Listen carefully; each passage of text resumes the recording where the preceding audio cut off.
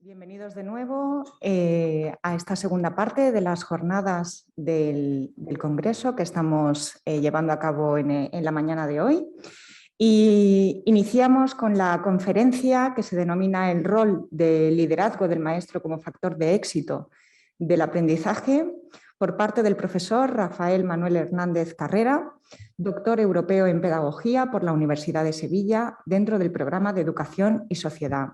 Es licenciado en Filosofía y Ciencias de la Educación y experto universitario en Educación de Personas Adultas en Europa, máster en Dirección de Recursos Humanos por la Escuela Internacional de Negocios. Asimismo, ha sido profesor del máster en Educación de Personas Adultas en Europa de la Universidad de Sevilla, así como en diversas actividades profesionales asociadas a la formación en el ámbito laboral, e-learning y dirección de empresas en el sector educativo. Ha desarrollado y desarrolla de manera muy activa la investigación como autor de diversos artículos en revistas científicas y capítulos de libro sobre la educación permanente, formación profesional, lifelong learning, entre otros. Y en la actualidad es profesor de la Universidad Internacional de La Rioja, UNIR. Pues, Rafael, cuando quiera. Muy bien, pues muchas gracias por esa presentación. Yo me presento siempre en todas las conferencias de un modo mucho más sencillo. Yo soy, digamos, un hombre de un pueblo, básicamente, ¿no? Porque al final todos somos pues un hombre o una mujer de un pueblo, una ciudad, ¿no? En mi caso, de un entorno, bueno, próximo a Sevilla, como podéis notar por mi acento. Y hoy, bueno, pues quería compartir con ustedes esta presentación sobre el liderazgo, ¿verdad? El liderazgo del docente como factor de éxito para el aprendizaje de los alumnos, ¿no? En primer lugar, bueno, pues me gusta siempre empezar hablando del origen etimológico de las palabras que usamos, ¿no? En este caso el liderazgo, ¿no?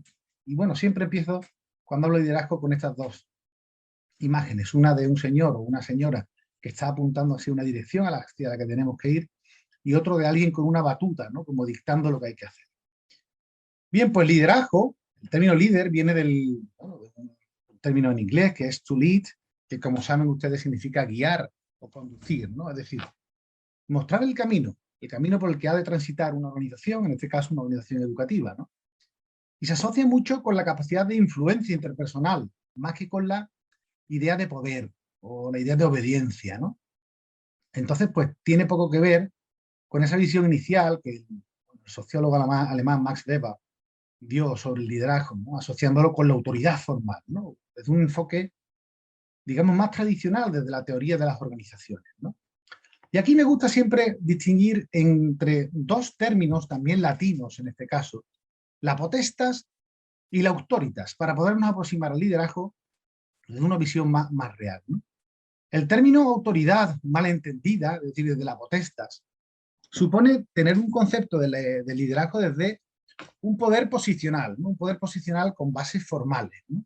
Es decir, un poder conferido legalmente, era el poder que tenían pues, los tribunos, ¿no? O lo que, digamos, bueno, las personas que en la antigua Roma, ¿no? Un senador, un pretor, ¿no? Pues tenía, ¿no? Como consecuencia de, bueno, pues de habérsele otorgado ese poder posicional. Por tanto, ese poder, esa autoridad malentendida, requiere de un reconocimiento oficial, de un reconocimiento explícito de la organización educativa, ¿no? Usted es el director, usted es la directora, usted es el maestro, usted es la maestra y por tanto hay que respetarle, ¿no? Por tanto, implica una relación de autoridad en un cometido, en un encargo que se nos ha hecho desde una autoridad incluso aún mayor, ¿no? Pero ese no es el verdadero liderazgo que tienen que ejercer los docentes, los maestros, incluso los directores o las directoras de los centros educativos.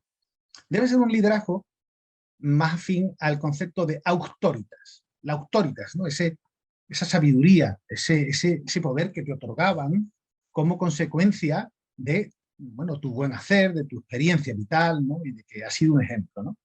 Por tanto, es un poder sustentado en bases informales. No requiere en ese sentido un reconocimiento oficial, un reconocimiento explícito de la organización educativa. Es decir, no necesitamos que nos diga la administración pública, este señor o esta señora es la líder en educación inclusiva en el centro, o este maestro es el líder en trabajo por proyecto. No requiere reconocimiento, es un reconocimiento que nos dan nuestros compañeros, que nos dan los alumnos, que nos dan la familia. Por tanto, lo que viene a designar el liderazgo de esa perspectiva de la autoritas es la capacidad de influencia. Es decir, se asocia a la influencia interpersonal. Bien, hoy en día, en el ámbito de las instituciones educativas, en el que nos movemos, ¿no? Pues lo que hace falta no es voz de mando, no nos hace falta un ordeno y mando, o hay que hacer esto, ¿no? Sino más bien un camino compartido. Es decir, el líder es alguien que va a conducir, que va a guiar, que nos va a inspirar, ¿no? Que nos va a mostrar el camino por el que transitar. Por tanto, lo primero que quiero traer hoy aquí es que los maestros, las maestras, tienen que erigirse en líderes capaces de inspirar y capaces de no ser esa voz de mando, sino capaces de indicar ese camino compartido que tenemos que recorrer. Pues los miembros de la comunidad, los alumnos, el de la comunidad educativa me refiero, y no solo de la comunidad educativa, porque también un centro educativo está integrado en un barrio, en un pueblo, en una ciudad, ¿no? En la mayoría de los países, digamos, con más trayectoria o más avanzado, el ámbito de la dirección de los centros educativos se está abriendo, bueno, a nuevos enfoques, que permitan afrontar nuevos retos, nuevos desafíos, ¿no? ¿Qué os voy a contar, ¿no? De estos nuevos retos que tenemos hoy por delante como consecuencia de la pandemia, ¿no? Obviamente, bueno, pues la revolución tecnológica, digamos, las tecnologías de la información y la comunicación. También, bueno, las modificaciones de las pirámides de edad. Estamos viendo cómo cada vez hay menos alumnos, la formación continua, los valores, que, bueno, algunos van siendo valores viejos y van apareciendo nuevos valores, no siempre buenos valores. Por tanto, el líder educativo, el maestro, la maestra, debe guiar cuáles deben ser los buenos valores, ¿no? Esa mezcolanza que también vemos en nuestras escuelas, no solamente en cuestiones, digamos, de credo, como decía Ricardo al principio, a quien, bueno, aprovecho para agradecer su invitación a este congreso, no solamente en cuanto a religión, en cuanto a credo, en cuanto a etnia, en cuanto a origen socioeconómico, el enfoque, digamos, basado en la calidad, en entornos en los que nos encontramos, que, bueno, pues cada vez son más competitivos, hace que, bueno, tengamos que movernos como docentes o como líderes educativos en entornos muy cambiantes, en entornos muy movibles, donde lo que hace falta no es el orden y mando, lo que hace falta es alguien que nos inspire y nos aporte seguridad. Que os voy a contar, insisto, respecto a los cambios disruptivos que se han producido como consecuencia del SARS-CoV-2, ¿no? De la aparición de ese nuevo virus, coronavirus, ¿no? Que produce la COVID-19, ¿no? ¿Qué es lo que necesitamos en la dirección de centros educativos? Bueno, pues la dirección de centros educativos actual debe estar fundamentada en un concepto clave, que es la idea de servicio a la comunidad. Es decir, nosotros tenemos que prestar al servicio como directores, como directoras, como docentes, como maestros, como maestras, como líderes, en definitiva, educativos, a las personas que integran la comunidad educativa. Es decir, a los profesores, a las profesoras, a los estudiantes, a las familias, al personal no docente, a la sociedad en general, donde está insertado ese centro educativo. Y es preciso, pues, promover líderes que sean verdaderos agentes de cambio. Personas capaces de afrontar los retos a los que nos estamos encontrando, ante los que nos estamos enfrentando, como consecuencia no solo de la COVID, sino como consecuencia de la sociedad del conocimiento y del devenir, ¿no? Que decía Heráclito de Éfeso, ¿no? No nos vayamos dos veces en el mismo río, ¿no? Entonces, como el río no es el mismo hoy que dentro de un mes o que dentro de un año, es importante que seamos capaces de convertirnos como docentes en líderes, que seamos capaces de afrontar el cambio. La idea fundamental, bueno, de estos sistemas de dirección de centros educativos, digamos que se basa en establecer una cultura de colaboración entre docentes, una figura de responsabilidad. Y por tanto, siempre me gusta detallar que no es lo mismo dirigir que liderar. ¿Vale? ¿Y por qué no es lo mismo dirigir que liderar? Pues básicamente, digamos que el liderazgo, como decía antes, representa la autoridad informal. Va a poner el énfasis, por tanto, en los recursos emocionales, es decir, que seamos capaces de lidiar con los distintos estados de ánimo, con las distintas problemáticas que se encuentran en nuestras familias, nuestros alumnos, que no siempre va a ser todo un camino de rosas, ¿no? Hablaba también Ricardo al principio en la introducción, en la presentación del Congreso, en la exclusión social. Es decir, el líder pues tiene que poner énfasis en esos recursos emocionales. También, por supuesto, tiene que tener capacidad comunicativa y ser capaz de, como decía antes, de conducir, digamos, de un modo compartido. Ahora veremos por qué me refiero a eso de compartido. Bueno, las cuestiones, los cambios, cómo afrontar las situaciones y las vicisitudes ante las que nos enfrentemos en un centro, ¿no? Por tanto, va a ser alguien que afronte el cambio, es decir, que va a hacer posible ese cambio y que lo va a transmitir. Por el contrario, la dirección, digamos que está más relacionado con la dirección a secas, ¿no? Es decir, lo ideal es que confluyan dirección y liderazgo. Pero digamos que la dirección a secas, sin que concurra el liderazgo, está más relacionado con la autoridad institucional, ¿no? Una autoridad más formal desde esa potestas de la que hablaba al principio. Y se va a orientar más solo a la gestión, ¿no? A los recursos físicos, los materiales, los edificios, ¿no? Y por tanto, pues se va, como digo, a enfocar en la administración del centro. Y bueno, pues sí, va a afrontar la complejidad que conlleva un centro educativo. El liderazgo es algo más. El liderazgo educativo es algo más. El líder va a alzar la vista, va a mirar al horizonte. Por el contrario, bueno, pues el que solo es director, la que solo es directora, va a centrarse en lo inmediato, en el aquí y ahora, en cómo soluciona ese problema que tengo.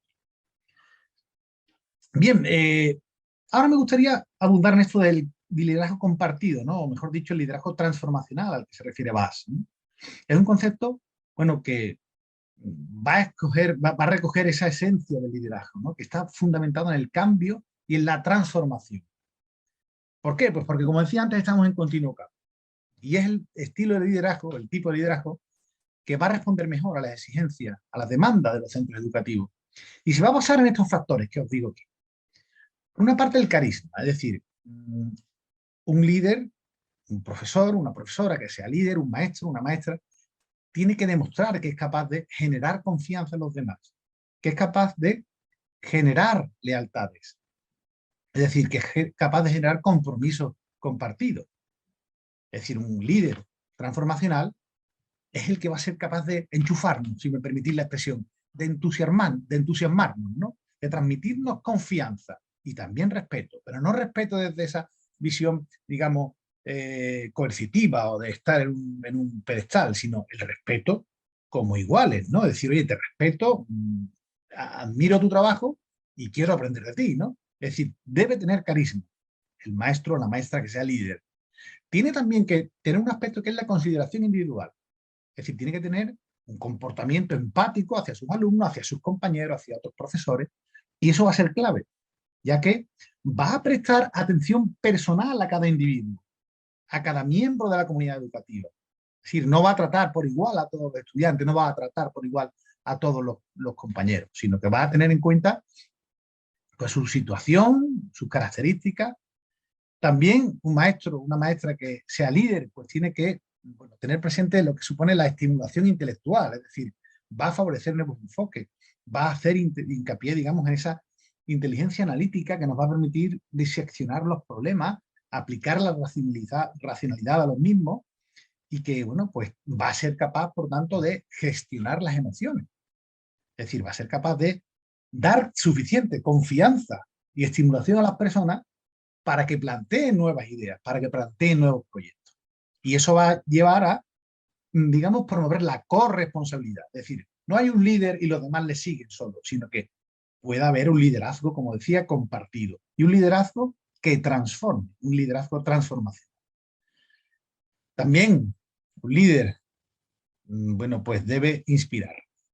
Un líder transformacional va a transmitir optimismo, va a transmitir entusiasmo, es decir, oye, que viene una pandemia, bueno, pues nada, se acabó el mundo, ¿no? No, o sea, un maestro, una maestra que sea líder tiene que transmitir seguridad, optimismo, es decir, va a conseguir que se implique el grupo clase o el grupo de profesores con los que trabaja. Y por tanto, va a ser muy importante esa capacidad de persuasión y de seducción, si me permitís la expresión, de seducir con las ideas a las personas que les permitan alcanzar nuevas metas, ¿no? También es muy importante la tolerancia psicológica, es decir, imaginaos quiénes han sido las maestras, quiénes han sido los maestros que durante el confinamiento, durante la pandemia, en los primeros meses, incluso hoy en día, bueno, han tenido esa capacidad de liderazgo. Pues aquellos que han sido capaces de tolerar, ¿no? esa incertidumbre. Pero también es importante que sean tolerantes con los errores. Todos cometemos errores. Porque si realmente yo no cometo ningún error es porque no hago nada. Es decir, hay que incentivar a que la gente, bueno, si es necesario que se equivoque, pues no pasa nada. La próxima vez intentaremos que no lo hagan, ¿no? Que no te equivoques, ¿no? Pero el que no se equivoca nunca es el que no lo intenta, sin duda, ¿no? Entonces es importante tener esa tolerancia a los errores, porque si no, estamos generando inacción, estamos generando miedo y, bueno, pues tanto a nivel de estudiantes, de alumnos, como a nivel de otros profesores, pues se van a inhibir, ¿no? Y por último, fundamental, la participación, es decir, tiene que tener la capacidad de construir un liderazgo, como decía, compartido, que se fundamente, pues precisamente en una cultura de participación, es decir, que fomente que los demás participen. Y para eso tiene que crear condiciones que permitan que las personas participen, los alumnos, en el caso de clase, o otros profesores con los que estemos trabajando en algún proyecto. Por tanto, es necesario que el liderazgo transformacional se base en la participación y que, digamos, sea capaz de trabajar en equipo, crear estrategias que permitan la creación de sinergias que permitan, a su vez, pues, trabajar e implicar a toda la comunidad educativa. Por tanto, esa diferencia primera, ¿no?, entre líderes y gestores a secas, ¿no? Los líderes innovan el centro, son originales, desarrollan el centro, van a inspirar confianza, ¿no? Y como decía antes, van a tener la perspectiva puesta a largo plazo. Van a preguntar qué y por qué lo hacemos. Por tanto, esa vista va a estar puesta en el horizonte. Van a ser personas que incluso en un momento determinado desafíen el statu quo. ¿A qué me refiero con desafiar el statu quo? No me refiero a estar siempre protestando o en desacuerdo con lo que se plantee, sino que cuando algo no funciona, van a tener la suficiente autoconfianza como para plantear, oye, esto no funciona, vamos a intentar hacerlo de otra manera, ¿no? Y si eso se ha hecho siempre así, pues a lo mejor hay que cambiar que se haga siempre así, ¿no? Son personas que no interpretan nada, sino que son su propia persona y que, digamos, hacen las cosas correctamente. El liderazgo, por tanto, es eficacia, es decir, ¿para qué hacemos esto? Y se sustentan, como decía antes, en la confianza, en la autoconfianza. Por el contrario, quien solo es gestor o director, pues lo que hace es administrar el centro, copiar ideas de otros, mantener lo que hay, ¿no? Por tanto, se va a centrar mucho en los controles, esa visión que decía antes a corto plazo, ¿no?, de qué es lo que hay que hacer hoy, ahora, ¿no? Preguntan cómo se hace, cuándo se hace, más que por qué lo hacemos o qué es lo que hacemos, ¿no? Y están muy interesados en los resultados únicamente. Van a aceptar, por norma general, el statu quo, es decir, no van a poner en cuestión, digamos, los poderes o cómo está la cosa organizada, ¿no? Son lo que se denomina una persona dócil, ¿no?, o un buen soldado, ¿no? Hacen, bueno, correctamente las cosas. Tienen que hacerlo correctamente, ¿no? Y para ello, pues, gestión es eficiencia. ¿En qué se va a basar esa visión del maestro que no es líder, sino solamente gestor? Pues en el control, ¿no? En políticas, en estructuras organizativas. Yo soy el maestro, yo soy el que hace esto. Se aplica el reglamento de ordenamiento y funcionamiento del centro, que también hay que aplicarlo, por supuesto, pero es más efectivo, digamos, sustentarse no solo en los controles, sino también en la implicación y en la confianza. Por tanto, dirigir supone ejercer responsabilidades que vayan encaminadas a la gestión, que vayan encaminadas al mando del centro, de la escuela, ¿no? El que es solo director de la clase o solo director del centro va a ejercer su influencia a través, como decía, de esas potestas, de la posición formal que ocupa en la estructura. Niño, me tienes que atender porque soy el maestro. Mientras que el líder, pues va a ser alguien que ocupe o no un cargo directivo, si es un líder de un centro, ¿no? Lo ideal es que confluyan ambos, como decía. van a tender a tener más que subordinados o súbditos, a tener seguidores. Es decir, van a fundamentar su influencia en su poder personal, en la persuasión, en que los demás le siguen, como decía, ¿no? Mientras que un director, utilizando una metáfora, ¿no?, de un centro educativo es el capitán de un barco, es decir, quien dirige la nave, el líder es quien decide a dónde va ese barco. Y además es quien transmite seguridad al pasaje para que tengan la confianza de que van a llegar bien al puerto, van a llegar bien al destino al que estamos navegando. Pero también los líderes, los profesores, las profesoras que son líderes, digamos que trabajan con escenarios de futuro. ¿Y a qué me refiero con eso? Bueno, pues básicamente, cuando nosotros imaginamos los futuros o el futuro, nos estamos creando una imagen, ¿no?, en nuestra mente. Digamos que estamos creando esos futuros en nuestra mente y nos estamos, por tanto, activando hacia esos futuros o hacia ese futuro. Los líderes, los maestros que son líderes, las maestras que son líderes, son al fin y al cabo visionarios, personas que son capaces de ver más allá. Es decir, personas que se adelantan a lo que puede suceder y que lo hacen, como decía al principio, con el convencimiento del servicio a la comunidad. Porque al fin y al cabo, bueno, pues un centro educativo no es otra cosa sino un proyecto integral de mejora de todos los miembros que integran la comunidad educativa, no solo de los alumnos. Alumnos, por supuesto, profesores, personal no docente, las familias, y si me apuran, incluso el barrio, el entorno donde está, ¿no? De ahí, bueno, pues ese concepto que seguramente conocéis, que es el de las comunidades de aprendizaje, ¿verdad?, que tratan, entre otras cosas, de involucrar a la comunidad y transformar, por ejemplo, el barrio. Sin duda, bueno, pues nadie puede pronosticar el futuro, ¿no? Entonces, tenemos que mirar el futuro con un gran angular, ¿no?, hablando en términos de fotografía, ¿no?, es decir, con amplitud de miras, de manera que, bueno, seamos capaces de percibir lo que puede venir, ¿no? Estamos, como sabemos, en tiempos de cambio, en tiempos de transformaciones inmediatas casi, ¿no? Es decir, de una semana a otra, dependiendo de cómo vaya, digamos, la incidencia del coronavirus, hay unas decisiones u otras. Y cuando pase la pandemia, bueno, pues esos cambios, esas transformaciones que se dan en el día a día, bueno, son muy rápidos. Y eso nos hace difícil, pues, poder distinguir qué es lo esencial y qué es lo, bueno, menos importante, lo accesorio. El liderazgo, por tanto, bueno, pues crea futuro y crea esperanza.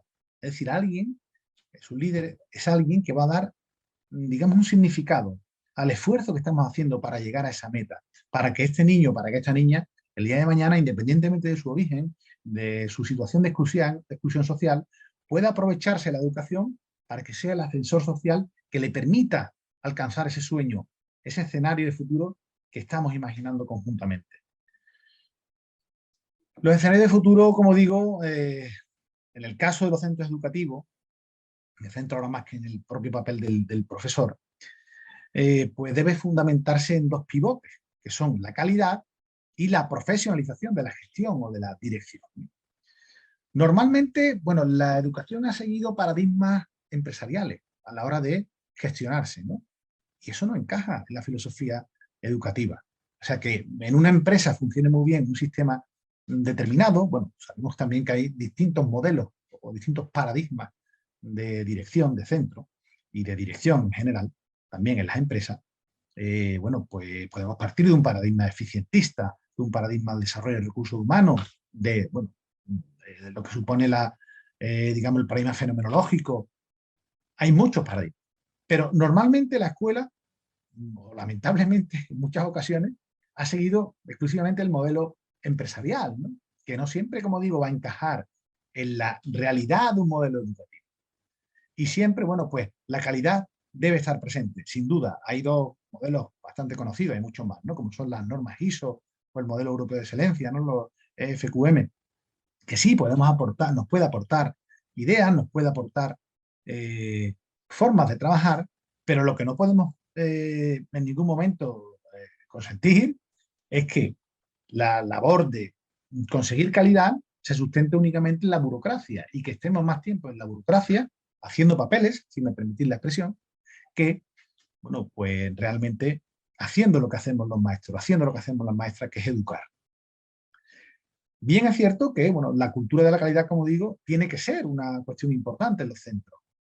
Y bueno, pues puede ser una vara de medir, ¿no? Pero claro, nosotros no terminamos cuando ya hemos hecho los papeles de calidad, cuando ya hemos conseguido, digamos, una calidad. Nuestra implicación con nuestros alumnos no acaba cuando termina, no acaba cuando se van del centro. Nos importa mucho cuál es su trayectoria futura y es un indicador claro de nuestro trabajo. Oye, finalmente, este niño que tenía tal discapacidad, ¿logramos bueno, que estuviese incluido o al final solo conseguimos integrarlo, ¿no? Como decía Ricardo también al principio. O esta otra niña, bueno, pues que procedía de un origen económico, social, muy, digamos, muy poco solvente, pudo al final estudiar, concluir sus estudios, pudo hacer su vida, pudo conseguir un trabajo. No quiere decir que conseguir el trabajo sea el fin último de la educación, es solamente, como digo yo, una estación intermedia para fines mucho más ambiciosos, como puede ser una persona feliz, ser una persona, bueno, que contribuye a la sociedad en la que vive y que es independiente, ¿no? Claro, para eso es necesario tener también un trabajo que te permita un modus vivendi, pero no es el fin último de la educación buscar un trabajo, es una estación intermedia, ¿no? Y la calidad influye muchísimo, la calidad del centro, la calidad de el servicio educativo que estemos dando, ¿no? Pero también es importante, digamos, la profesionalización de la gestión. Es decir, hay que profesionalizar aún más la dirección de los centros educativos.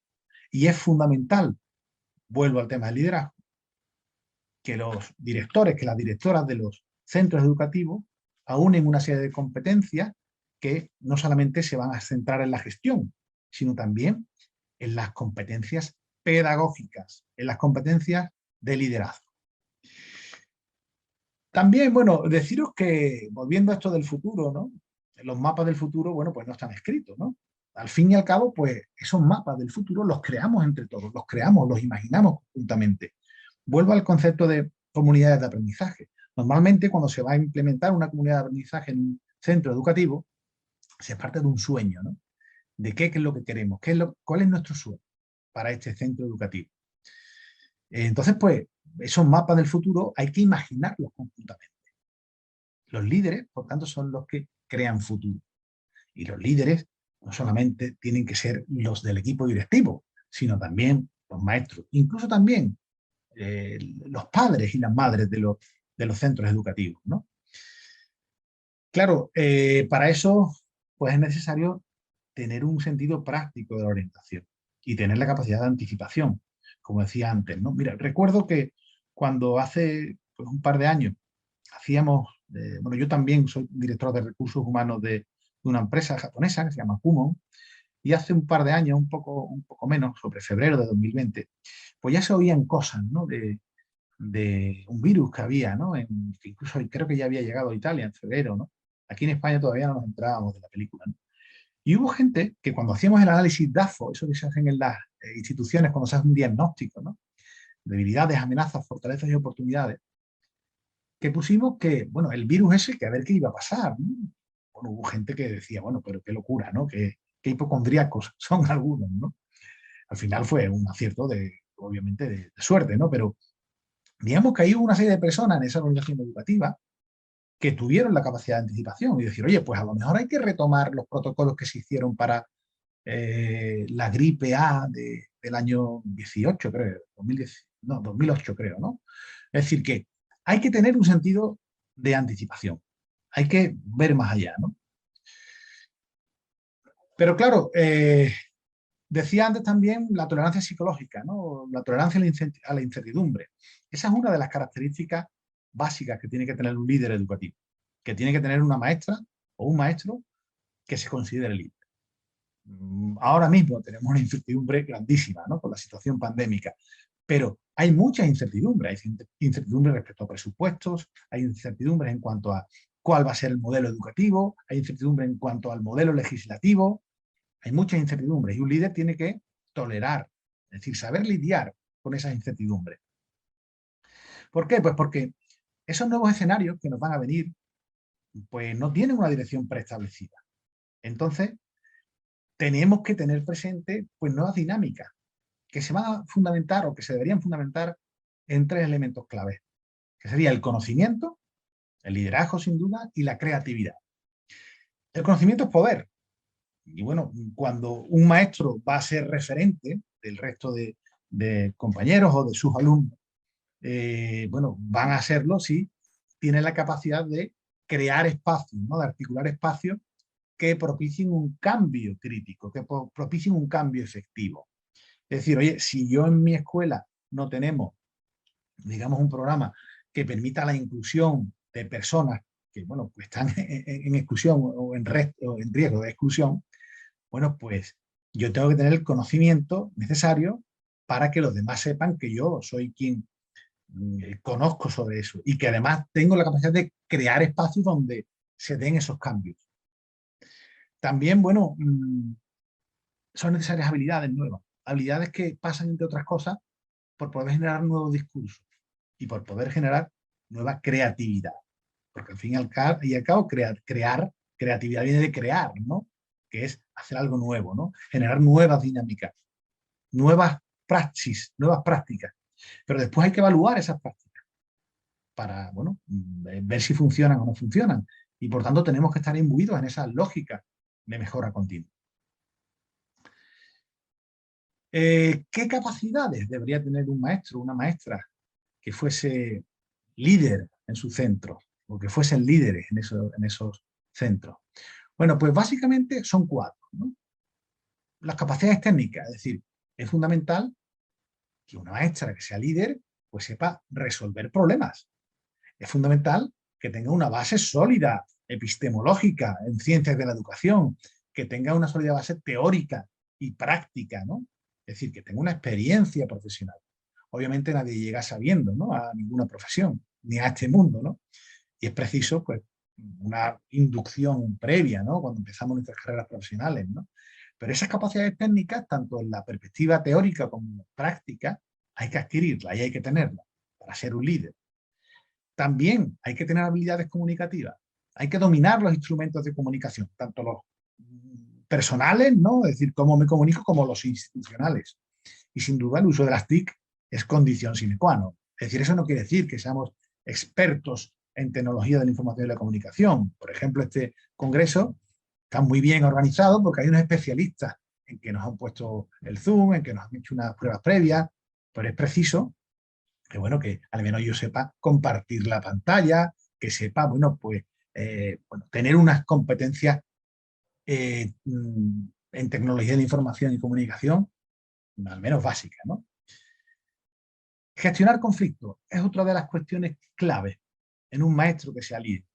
Es decir, el conflicto no tenemos que verlo como algo negativo. Es decir, los grandes avances en la sociedad se han producido después del conflicto.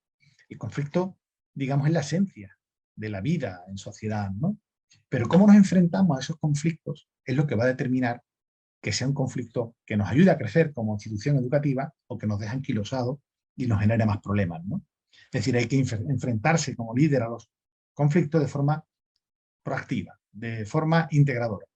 Eso es una gran característica del liderazgo en la educación. Y por último, la entrega total a la misión. Es decir, un maestro, una maestra, un líder educativo tiene que tener un compromiso vital con su cometido.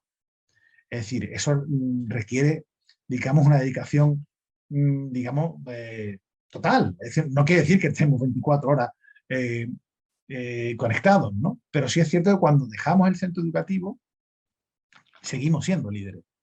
Tenemos que seguir siendo líderes educativos. Si un compañero pues, nos pide ayuda, pues oye, pues tendré que pensar por qué me pide ayuda. A lo mejor es que le inspiro, a lo mejor es que confía en mí, ¿no? No puede decir, no, mira, yo he terminado a las 3 y son las 3:20, luego ya me llaman mañana, ¿no? Es decir, que tiene que haber una entrega a la misión que tenemos, ¿no? Aquí voy a citar ahora a estos dos autores, Arias y Cantón, que afirman que esa palabra que tanto usamos, ¿no? Y que en ocasiones está manida, que es la excelencia educativa, se alcanza realmente a través de un proyecto visionario y que sea compartido por los miembros de la organización, es decir, por los seguidores de esos líderes, ¿no? Y claro, ¿cuál es el centro de atención de esa labor de liderazgo? Pues precisamente el aprendizaje, la educación de los alumnos.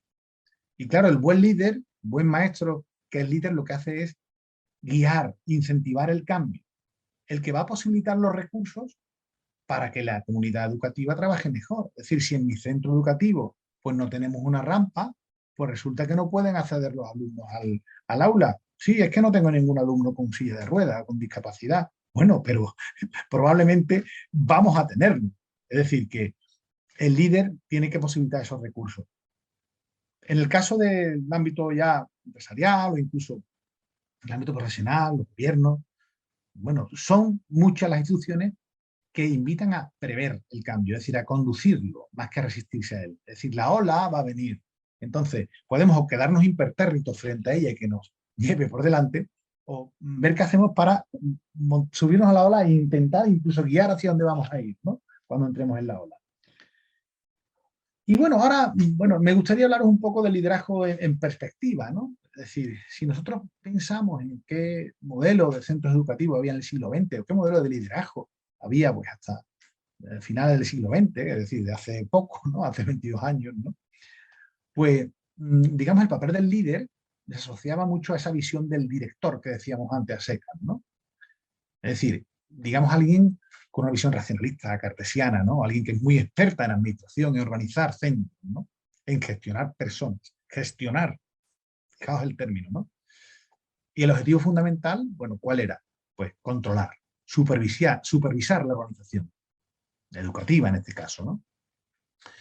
Pero claro, ¿qué pasa? Pues que, bueno, sí, hace 20, 25, 30 años los cambios sucedían pues muy poco a poco, ¿no? Es decir, todo iba más gradual, incluso más previsible. Entonces, pues las organizaciones educativas cambiaban poco, ¿no? Es decir, lo que se requería de un líder basado en esa visión del director, ¿no?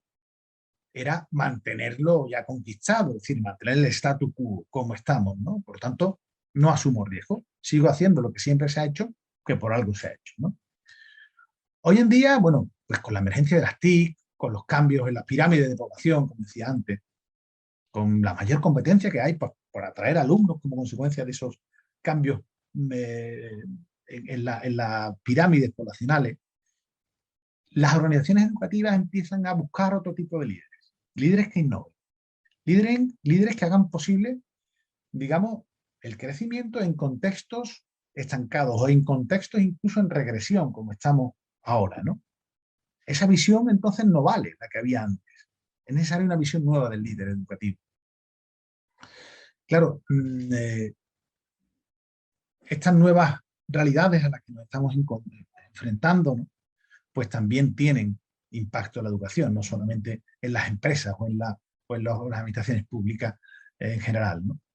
Hace falta pues otro tipo de líderes educativos, gente que apueste pues por la participación, como decía antes, por la apertura a los demás, ¿no? Digamos, afrontar también la calidad y en marcos, digamos, más democráticos, que al fin y al cabo puedan asegurar que las transformaciones se van a ir dando para ir consiguiendo mejores resultados. Como decía, pues antes el director de un centro educativo, su cometido era administrar la institución, cumplir la labor, ¿no? Es decir, bueno, pues casi todo era burocracia, aunque hoy lamentablemente sigue habiendo bastante, y después rendir cuentas, ¿no? A la administración pública o a la propiedad si fuera un centro privado, ¿no?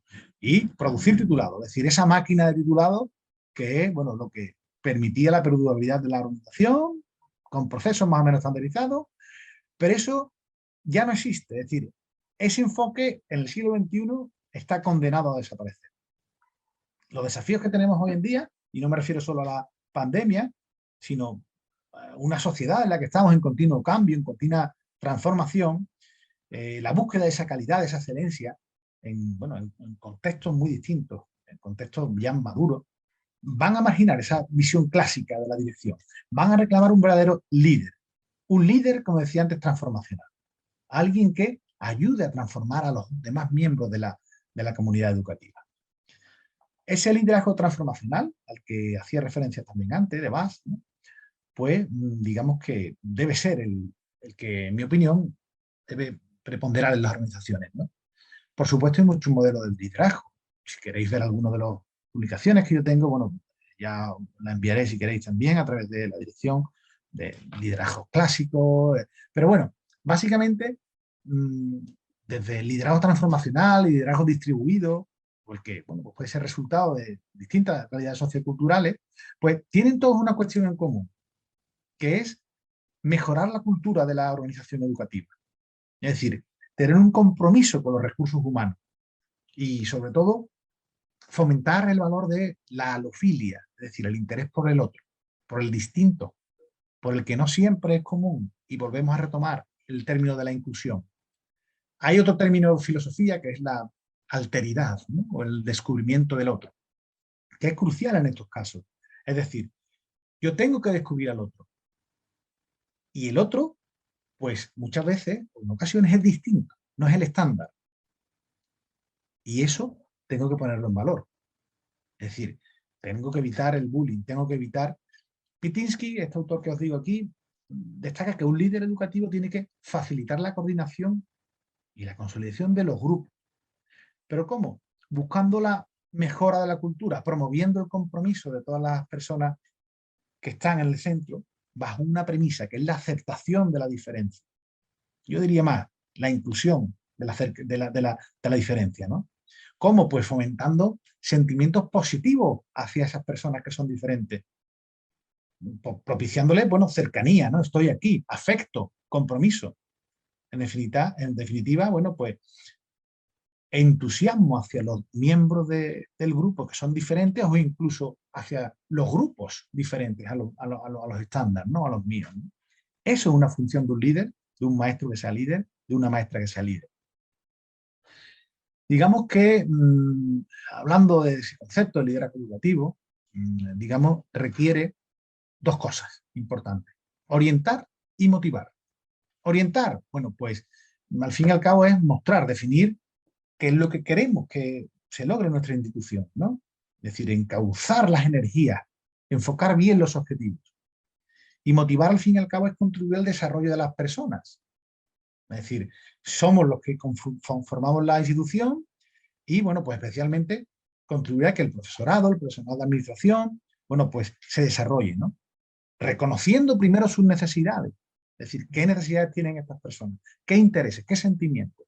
Y después, pues, poder construir espacios que permitan hacer compatibles esas características personales de cada uno, esas necesidades que tienen con las necesidades que también tiene la organización. Y aquí, bueno, pues tiene aún más peso ese valor a, bueno, digamos, las personas que no son estándar. Por tanto, un buen liderazgo educativo debe estar acompañado de esa autoridad auténtica que os decía antes, desde la autoridad.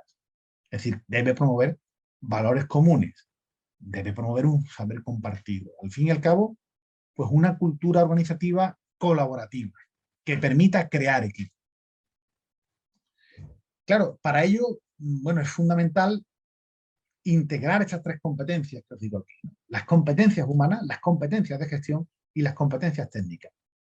¿Por qué? Pues porque las competencias humanas, en principio, en primer lugar, pues van a cumplir una función de colaboración del líder, de la dirección, con el resto de agentes del centro. ¿Cuáles son esas características humanas más importantes? Pues las habilidades sociales, la comprensión, el trabajo en equipo, la escucha activa, la sensibilidad, la empatía, la honestidad, superar los prejuicios, que es algo que en muchas ocasiones tenemos en los centros educativos, tanto en los niños como en las familias, ¿no? La resistencia al estrés que decíamos antes, confianza, persuasión y sobre todo humor. Humor del bueno, es decir, buen humor, porque también hay mucho mal humor. Esas competencias humanas son cruciales en un líder educativo. También competencias de gestión, es decir, hay actitudes importantes en la gestión de los centros educativos, como por ejemplo elegir adecuadamente a nuestros colaboradores, delegar funciones, establecer claramente los criterios. En definitiva, bueno, pues colaborar con la comunidad educativa para que se optimicen los recursos, ¿no? Y por último, las competencias técnicas, ¿no? A las que también nos referíamos antes. Es decir, conocer la normativa interna de mi centro, la normativa externa, es decir, saber buenas prácticas de otros centros que puedan inspirarnos. Y insisto de nuevo en el uso de las tecnologías, ¿no? De la información y la comunicación. Por último, bueno, me gustaría hablar un poco de las tendencias internacionales, ¿no? En cuestiones de liderazgo educativo. Hay distintas corrientes teóricas en cuanto al liderazgo y no siempre van a coincidir, ¿no? No siempre van a coincidir en cuanto a las características distintivas, pero siempre van a estar de acuerdo o convergen en una idea clara, ¿no? Que es que los líderes solo pueden cumplir su cometido, digamos, desde la entrega total a la misión educativa, a la misión de la organización en la que está, ¿no? También, bueno, hay otro punto crucial en el que sí hay consenso, que es la dirección, digamos, coercitiva, la dirección manipuladora, coactiva, no sirve. Tiene los pasos muy cortos, ¿vale? Tiene corto vuelo, ¿no? El verdadero líder educativo es el que va a atender a la naturaleza propia de cada persona. ¿Cómo? Pues a través de un diálogo continuado, a través de razonamientos proactivos, porque va a ser un agente importante de cambio que permita, pues, abordar la realidad, ¿no? Yo no voy a citar aquí la OCDE. Yo no soy muy amigo de citar la OCDE, porque la OCDE es ante todo un organismo de comercio, no educativo. Pero bueno, no cabe duda de que también hacen muchas investigaciones sobre la educación, ¿no? Y esta que me interesa, pues sí la traigo. Llevó un estudio en 2008 con la finalidad de estudiar, digamos, cuál era el papel de los líderes educativos y sobre todo impulsar la mejora del liderazgo educativo, ¿no? Ese estudio se denomina Improving School Leadership y estableció 4 ejes fundamentales de actuación para mejorar el liderazgo educativo. Primero, redefinir las responsabilidades del liderazgo para poder, digamos, orientarlo al logro de que hubiese un mejor aprendizaje por parte de los estudiantes. También, fijaos, lo mismo que decíamos antes, distribuir el liderazgo entre distintas personas, entre distintas estructuras organizativas dentro del centro. Es decir, que el liderazgo no debe estar en una única persona dentro del centro educativo. Debe estar compartido, debe haber muchos maestros líderes, muchas maestras líderes. También, bueno, que se pudiesen adquirir las competencias que hacen falta para ejercer liderazgo, dándole, bueno, pues la formación que necesiten los maestros para ejercer liderazgo. Y también, bueno, que fuese interesante ejercer el liderazgo, incrementando salarios a esas personas que son capaces de liderar, reconociendo su papel como líderes del centro, profesionalizando, digamos, los medios que necesitan para desarrollarse. Esas 4 cuestiones pues fueron las que pusieron de manifiesto, ¿no? También, bueno, el informe PISA, insisto en que no es un informe que a mí me seduzca mucho, pero sí quiero traerlo hoy aquí, porque pone de manifiesto la relación que hay entre la implicación de las autoridades educativas, los directores o las directoras de los centros, el liderazgo que se dé también entre sus maestros y los resultados que se dan. Es decir, si hay implicación de todos estos elementos, hay mejores resultados educativos. Por tanto, tengámoslos presentes. Claro, como decía antes, el resultado o lo que persigue como resultado, como objetivo el liderazgo, es que se mejoren los resultados de los centros educativos. Por tanto, que haya una mejor educación, ¿no? Pero ¿qué ocurre? Pues que es paradójico, pero la institución educativa es el sistema que menos ha cambiado en los últimos siglos, ¿no? Desde que se estructura un poco digamos, durante la revolución industrial, el modelo de escuela, ¿no? Como para reproducir, digamos, personas que se puedan insertar en las cadenas de producción, ¿no? Hay un vídeo muy interesante de Ken Robinson que se llama Changing Paradigms, cambiando los paradigmas, que lo explica muy bien, ¿no? Pues ocurre eso, ¿no? Que esos modelos con los que se crearon las escuelas, pues en pleno siglo XXI, pues no responden a las exigencias de una sociedad como la que estamos, ¿no? En continuo cambio, ¿no? Y cambios que se producen de un modo, como decía antes, muy acelerado, ¿no? Además de crear unas buenas condiciones y un clima favorable para que se dé una mejor práctica educativa, claro, es fundamental que el liderazgo no esté solamente, como decía, en una única persona, sino que esté distribuido entre los distintos maestros, entre las distintas maestras. La UNESCO también, bueno, está haciendo un programa que, bueno, pues potencia la formación de líderes en distintas zonas del mundo, y el liderazgo educativo es un tema estratégico para la ONU, ¿no? Dentro de esas políticas educativas.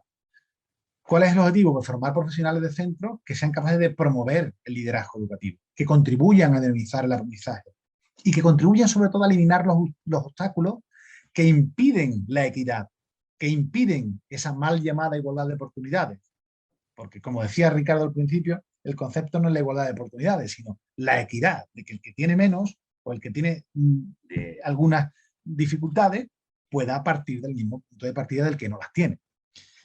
La Unión Europea, pues también tiene presente el liderazgo como uno de los ejes principales para lograr, digamos, sistemas educativos de calidad. Por tanto, bueno, pues es fundamental. ¿Pero qué ocurre? Pues que la mayor parte del tiempo de los directivos de centros educativos, de los directores, se dedica, lamentablemente, a tareas administrativas. Y eso les impide, pues, concentrarse en las funciones reales del liderazgo. Hay otro tipo de iniciativa que, bueno, hablando ahora un poco de plataformas educativas y buenas prácticas de liderazgo, bueno, pues hay una muy destacada en cuanto a liderazgo en Europa, que es la European Policy Network on School Leadership, que concentra, digamos, una red grande de centros educativos, de administraciones públicas, de estados, ¿no?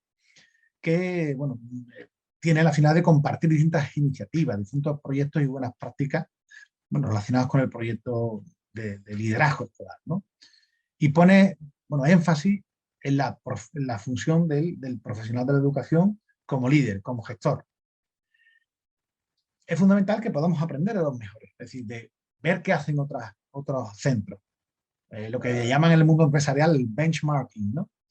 Y ver qué es lo que hacen para nosotros ver cómo podemos adaptar algunas cosas, ¿no? Eso no significa que hagamos un corta y pega, porque las singularidades que tienen los centros educativos impiden que lo que vale en este centro exactamente igual valga para otros, ¿no? ¿Qué variables tienen más impacto en los líderes educativos? Pues básicamente la flexibilidad, es decir, ser flexibles, ser inclusivos, ser democráticos, la horizontalidad, es decir, ser capaces de gestionar relaciones personales, disponer también de una cultura profesional y colaborativa, optimizar la organización. Otra cuestión fundamental es incentivar el desarrollo profesional, es decir, cuando un docente llega a su centro, pues no termina aquí, sino que hay que ir mejorando día a día porque las situaciones, las cuestiones cambian, ¿no? Y tener una visión holística de la organización, mirar, como decía antes, con un gran angular, lo cual, bueno, pues va a permitir también optimizar cómo se organiza el profesorado, optimizar cómo organizamos, bueno, pues lo que hace el alumno. Por último, y no robo más tiempo, la horizontalidad y la flexibilidad son dos de las principales características de los buenos líderes educativos. La horizontalidad hace referencia a alcanzar, digamos, consensos, equidad, hablar de tú a tú, a lo que hablábamos antes, que es el liderazgo participativo, mediante procesos democráticos, mediante procesos de participación. Y la flexibilidad, pues, se relaciona con líderes que son capaces de hacer estructura, bueno, con criterios dúctiles, maleables, ¿no? Y que, bueno, pues se adapten a los centros, se adapten a los espacios. Es decir, que las nuevas realidades, digamos, las tengamos presentes, que no sea el alumno el que se tiene que adaptar al centro porque tiene una dificultad, sino que sea el centro el que se adapte al alumno. Por tanto, son necesarios líderes que propicien esto y que se erijan en los, digamos, verdaderos agentes de cambio. Por mi parte, nada más. Muchas gracias por vuestra atención y espero que, bueno, que os haya inspirado en algo esta presentación. Gracias. Pues muchísimas gracias, Rafael. Creo que ha sido una charla muy interesante. Yo personalmente, y creo que debe de ser el sentir de la audiencia, me alegro enormemente de haber presenciado y haber escuchado tu charla porque, bueno, creo que nos ha puesto de manifiesto un tema que es altamente relevante y que tomemos conciencia aquellos que formamos parte del ámbito educativo, ¿no? Es un bien interpretado y entendido concepto de liderazgo, ¿no? Que creo que nos has desarrollado de una manera muy, muy clara, profunda y en toda su complejidad, ¿no? Porque es un reto que creo que debemos de plantearnos muy seriamente. Así que, pues, agradecerte enormemente tu participación. Y nada, pues animo a la audiencia, si tiene cualquier cuestión que plantearte, pues se pongan en contacto contigo. Muchísimas gracias. Gracias a vosotros. Bueno, pues a continuación seguimos con las experiencias del equipo de Grecia. La ponencia se denomina The Role of Educational Guidance in the Face of Academic Dropout.